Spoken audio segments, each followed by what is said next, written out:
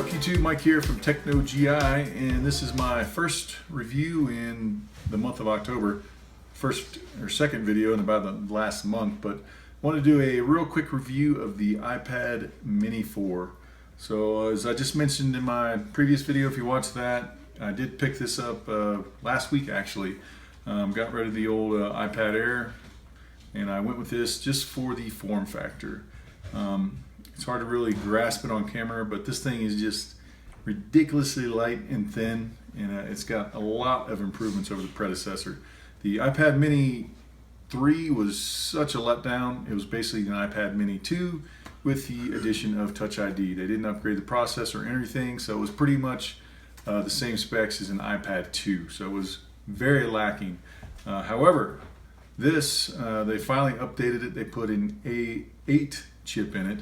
Not the same chip as the Air 2, which is the AX, but still a massive improvement from the A7 performance-wise.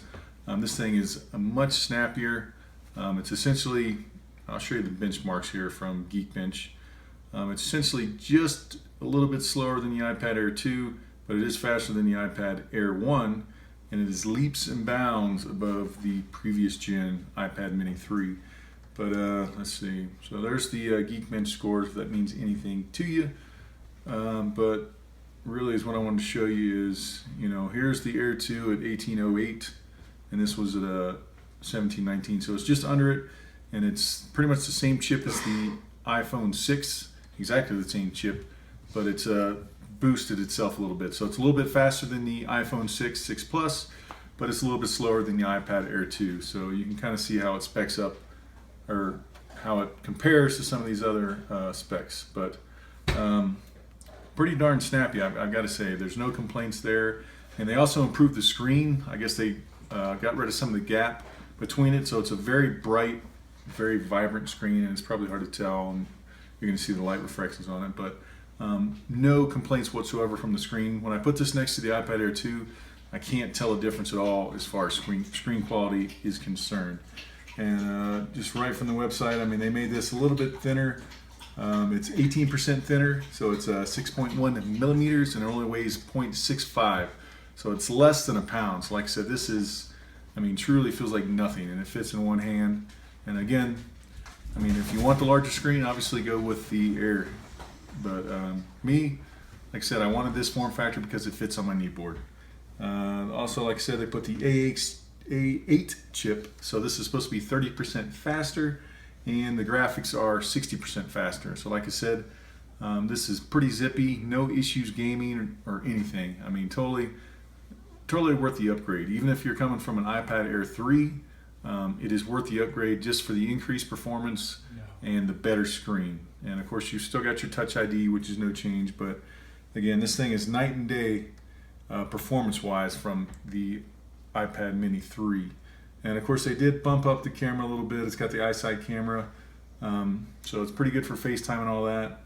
And as far as the rear camera, nothing spectacular. Trying to find out, I don't want to lie, but I think it's 8 megapixel. So yeah, it'll do 1080p, and doesn't actually say the, yeah, it's a 8 megapixel rear, and the front I think is like 1.5 megapixel. Don't quote me on that. But it's pretty good actually. It takes pretty good photos. I'm more likely to take pictures with this than I would with an actual iPad Air, just because this is a lot more compact. But generally, I just don't take pictures with my tablet. But I do like to FaceTime with it, so they did improve the front camera, so FaceTime looks a lot more crisp. So it makes it that much of a better experience.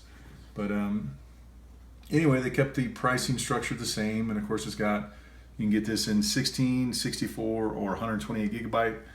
And as always, I don't know why Apple keeps making 16 gigabyte tablets and phones, because it's retarded. You literally put a few games on here and your storage is essentially full. So don't buy a 16 gigabyte. I just, you know, if I had expandable storage, it'd be another story. But this is a 64 gigabyte, and it suits my needs just fine. But again, no complaints whatsoever. And again, I've given Apple a lot of grief, a lot of hate when it comes to the iPad. And, you know, I've just kind of accepted the fact that This is not a productivity device. This is essentially a media content entertainment device and a reader. So I use it just for that. So no more trying to force it to kind of fit a mold of a laptop, because it just won't happen. It's just the Apple way, but it works great for what I use it for, media consumption, and for a PDF reader. So no complaints whatsoever, fits on my knee board. I would definitely recommend this if you're in the market for a iPad mini or the iPad in general. I mean, the iPad Air 2, the extra screen real estate's nice, but when it comes to performance, you're really not going to notice a difference between this and the Air 2. So if you just want to save $100 and you want the smaller form factor, I would definitely recommend it. Anyways, hopefully you guys enjoyed that video. It was kind of hopefully short, sweet, and to the point. If you have not done so, you can feel free to go ahead and subscribe. And if you like this video, give it a thumbs up. If not, give it a thumbs down. Thanks.